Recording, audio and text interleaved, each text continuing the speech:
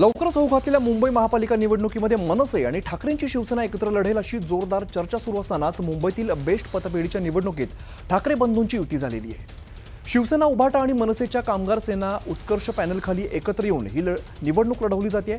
तर या निवडणुकीमध्ये ठाकरे बंधूंना शह देण्यासाठी मुख्यमंत्री देवेंद्र फडणवीसांनी मोठी खेळी खेळलेली आहे। भाजपाच्या सहकार पॅनलमध्ये आमदार प्रवीण दरेकर आणि प्रसाद लाड यांची श्रमिक उत्कर्ष सभा, मत्स्य व्यवसाय मंत्री नितेश राणे यांची समर्थ बेस्ट कामगार संघटना आणि शिवसेनेचे माजी आमदार किरण पावसकर यांची राष्ट्रीय कर्मचारी सेना एकत्र लढणार आहे। यामुळे फडणवीसांनी दरेकर आणि लाड या आपल्या शिलेदारांना ठाकरेंविरोधामध्ये मैदानामध्ये उतरवलंय।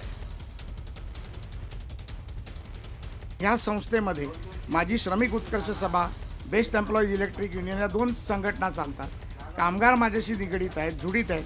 त्यांचे अनेक प्रश्न मी सोडवले। 750 लोकांना मी परमनंट केलं। प्रमोशनचा प्रश्न सोडवला, रोटेशनचा प्रश्न सोडवला, डेपोचा प्रश्न सोडवला, अनेक प्रश्न सोडवले। त्यामुळे कोविड भत्त्याचा प्रश्न सोडवला आणि भविष्यात त्यांच्या घराचा देखील प्रश्न सोडवणार आहे।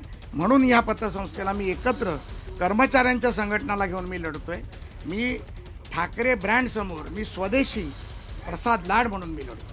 गेल्या 15 दिवसापासून आम्ही ज्या उत्स्फूर्तपणे आम्हाला जो प्रतिसाद मिळतोय आपल्या कामगारांकडनं, त्यावरनं हे कोविड भत्ता वगैरे जे आहे ते सगळं खेळ चालू झालेला आहे। त्या कोविड भत्त्यामध्ये पण 35% कोविड भत्ता सोसायटीमध्ये जे रजिस्टर लोक आहेत ते लोकांना दिलं जात आहे। पण त्या कोविड काळामध्ये जी लोकांनी काम केलेले आहे, जे रिटायर्ड झालेले आहेत, त्यांच्या अकाउंटमध्ये पैसे आलेले नाही आहेत। त्यावरनं कामगारांना पण कळून चुकलेलं आहे की हे काय चालू आहे। देणारे कोण आहेत आणि घेणारे कोण आहेत? देणारं प्रसाद लाड यांचं पॅनल आहे, पण प्रसाद लाडला काही स्वार्थच साधायचा नाही ना। त्यांनी त्या ठिकाणी विजय कांबळेंची युनियन कशासाठी घेतली? ते काय रोजगाराचा धंदा म्हणून नाही, त्याचा धंदा पाणी व्यवस्थित चालू आहे। आपण भाऊ तिथल्या बेस्ट कामगारांना न्याय मिळावा म्हणून त्यांनी याच्यात इंट्रेस्ट केले।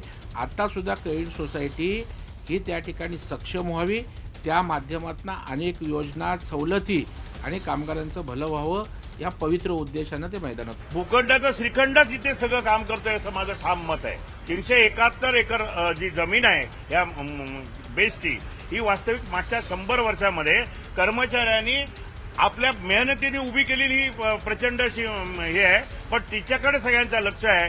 ही प्रचंड अशी ही जी संपत्ती आहे ती ताब्यात घेऊन गिरणी कामगारांसारखा आमच्या बेसला गिरणी कामगार बनवायचा, इथे मोठे टॉवर्स बांधायचे आणि करोडो अब्ज पैसे कमवायचे, ही यांची स्वप्न असतात।